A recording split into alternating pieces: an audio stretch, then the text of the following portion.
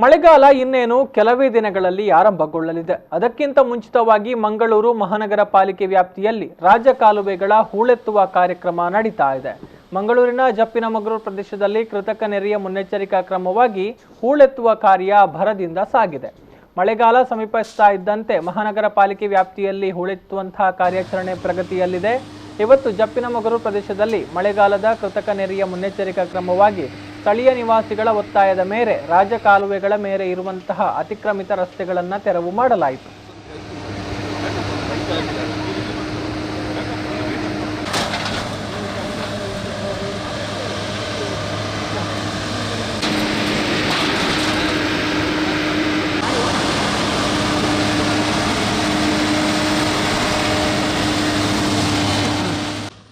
ಸ್ಥಳದಲ್ಲಿ ಮಂಗಳೂರು ಪಾಲಿಕೆ ಆಯುಕ್ತರಾದ ಶಾನಾಡಿ ಅಜಿತ್ ಕುಮಾರ್ ಹೆಗಡೆ, ಸ್ಥಾಯಿ ಸಮಿತಿ ಅಧ್ಯಕ್ಷರಾದ ಕಿರಣ್ ಕುಮಾರ್, ಸ್ಥಳೀಯ ಪಾಲಿಕೆ ಸದಸ್ಯೆ ವೀಣಾ ಮಂಗಳ ಹಾಗೂ ಸ್ಥಳೀಯ ಅಧಿಕಾರಿಗಳು ಉಪಸ್ಥಿತರಿದ್ದರು.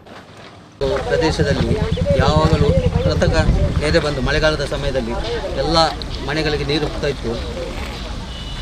ಈಗ ರಾಜಕಾಲುವೆಯ ಹೂಳೆತ್ತುವ ಕೆಲಸ ಆಗ್ತಾ ಉಂಟು.